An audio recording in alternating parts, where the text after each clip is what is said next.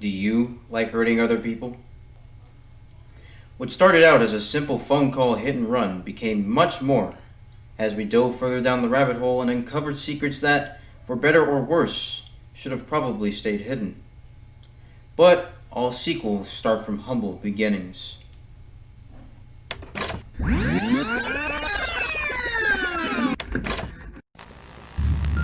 Ninja, this is Sarah. Pick up if you're there. I'm at this place on Pico Boulevard called Tech Noir.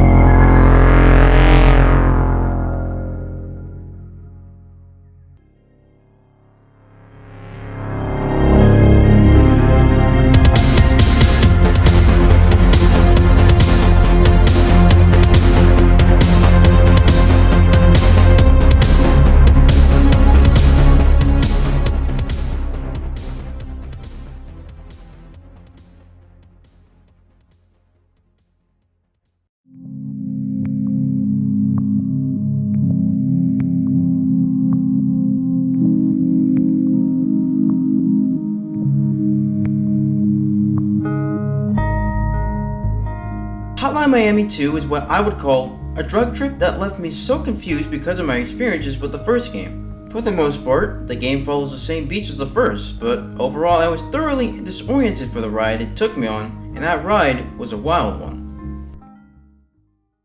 In the first game you played as Jacket, a silent protagonist who was sent out by mysterious messages on his phone to take out the Russian mafia with whatever he had available. The game for its time was not only unique in its rapid trial and error style, but also for its unique visual style, and of course, the music. Hotline Miami 2 takes place a couple years after the first game, as we follow the lives of a couple different groups of characters. There are the fans, a group of teenagers who respected Jacket's work and take it upon themselves to deal out their own justice to those that they think deserve it. Detective Manny Pardo, a cynical cop who is on the hunt for the Miami Mutilator and uses pretty gruesome tactics to get answers. His friend Evan Wright, a journalist who is investigating the events regarding the first game, and a few others that, in my opinion, make it a hard time balancing everything that is going on within the story.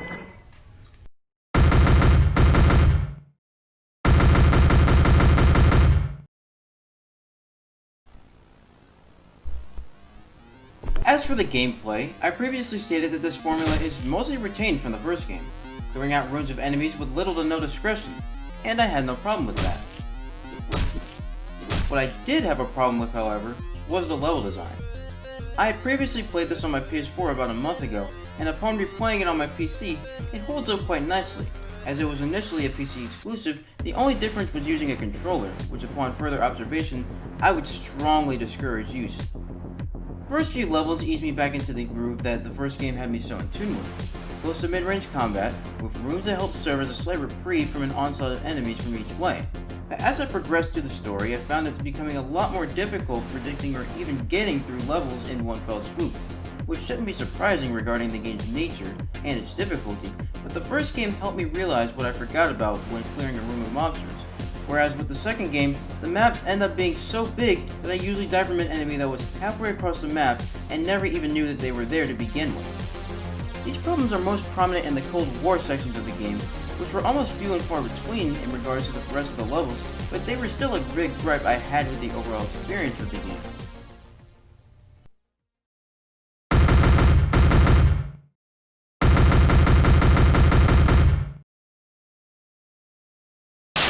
Will you be the one to witness the birth of the incredible Nintendo Entertainment System? The one to play with Rob, the extraordinary video robot, batteries not included. Back with G.I. Joe! Cobra! Cobra blew up the bridge! Bridge Layer to the rescue!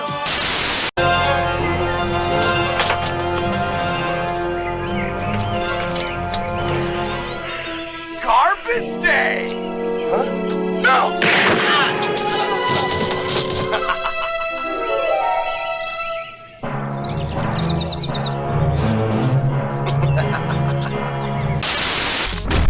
The aesthetic of the game is a huge contrast in terms of the tone of the plot, but it did help me zone out at times with the vibrant colors and the mesmerizingly addicting point system.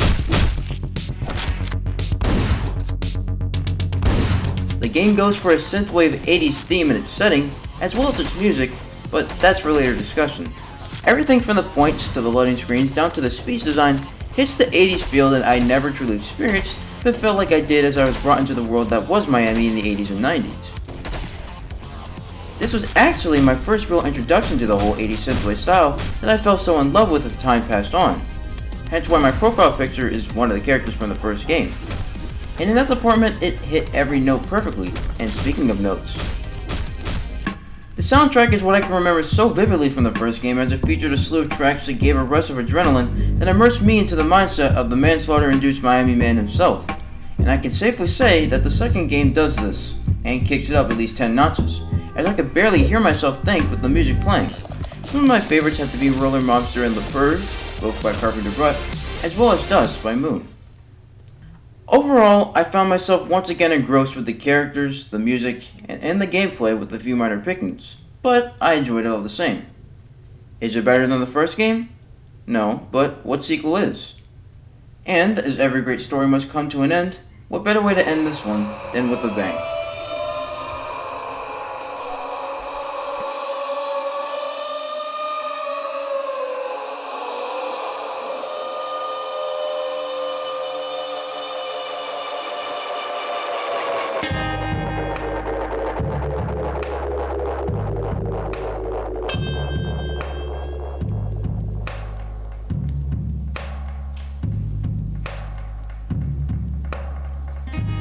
You are the blood flowing through my fingers.